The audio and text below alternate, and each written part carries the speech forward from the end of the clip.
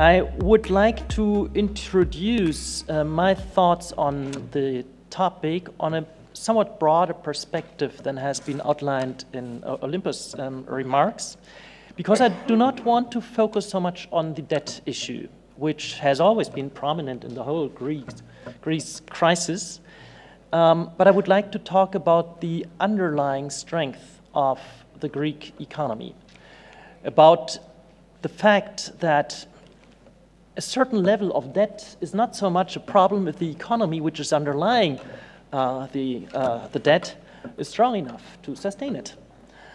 And here I think when we talk about the competitiveness of the Greek economy, we are actually at the root of the problem. The Greek problem has materialized in questions of debt and the threat of sovereign default, but actually the problem is a problem of the competitiveness of the Greek economy. And by all statistics that I know of, at the outset of the crisis, it was very clear that the Greek economy is not competitive on equal footing with many of its competitors inside the Eurozone and outside of the Eurozone.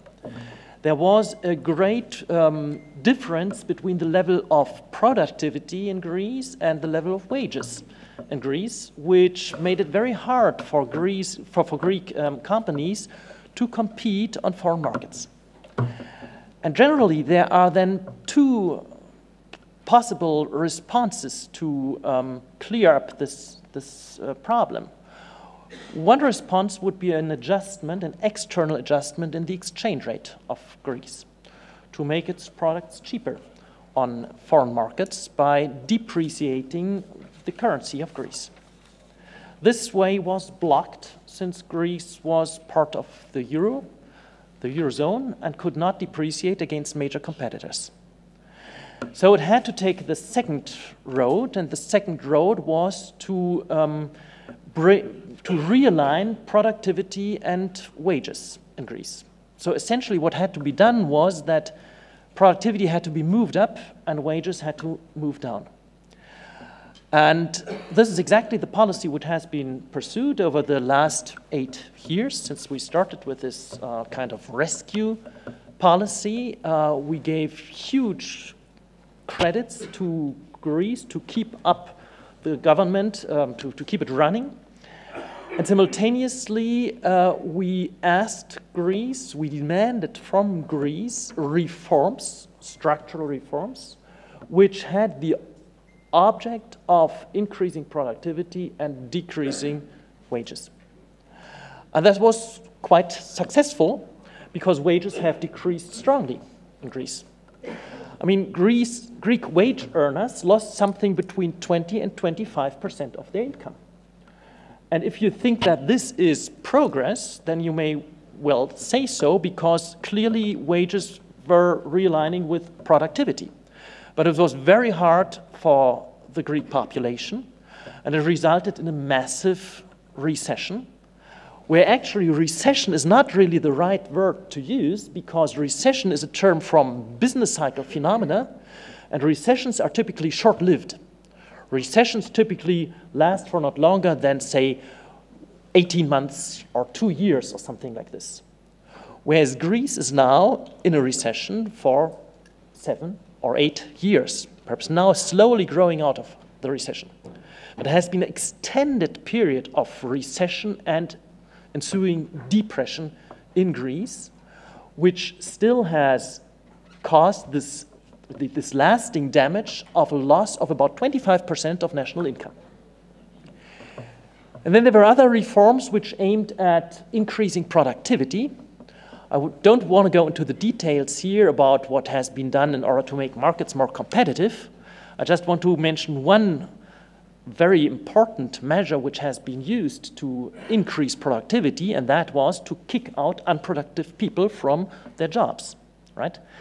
Unemployment in Greece has increased hugely from a level of 8% in 2008 to a level of now 22%. In this parliament, you will always hear that it's going better now in Greece. But you have to bear in mind we are coming from a level of 8% of unemployment, and we are now at 22. down from 27 5 years ago, okay? But it's still very, very high. It's almost 3 times as high as the unemployment was 10 years ago. And clearly those people which have been laid off are the people which were unproductive.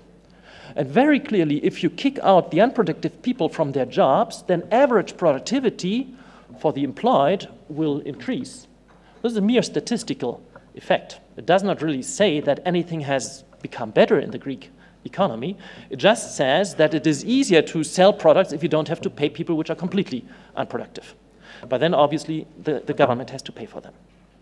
So what I'm questioning here is if the strategy that we took, that the Eurozone took in 2010 for Greece was really the right strategy. We chose the way of internal depreciation rather than choosing the way of external depreciation by adjusting the exchange rate, by letting Greece leave the euro and allowing for realignment of currencies, which we cannot do as long as Greece is in the euro. So what I would like to do at the end of my introductory remarks here is that I just look at those countries which are truly in the vicinity of Greece.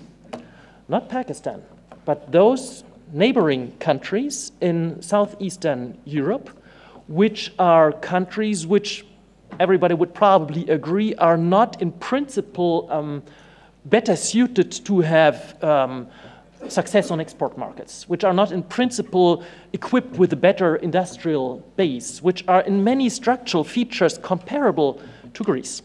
So I would like to look at countries like Bulgaria, Romania, Macedonia, Turkey, Montenegro, Serbia, and Albania.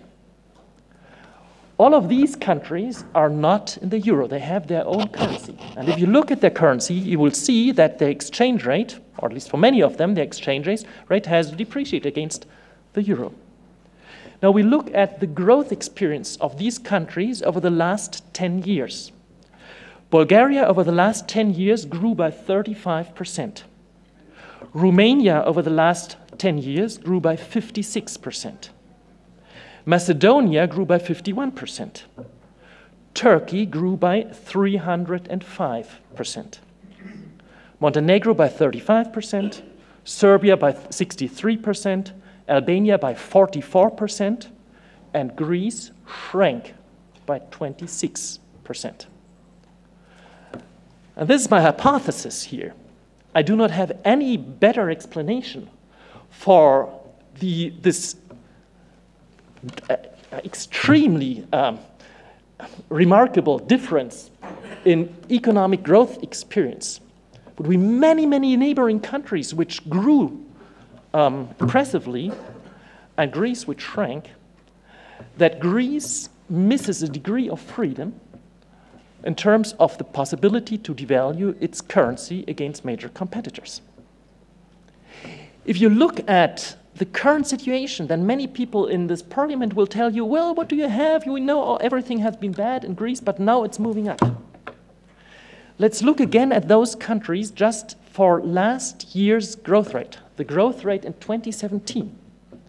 In Bulgaria, it was 4.4%.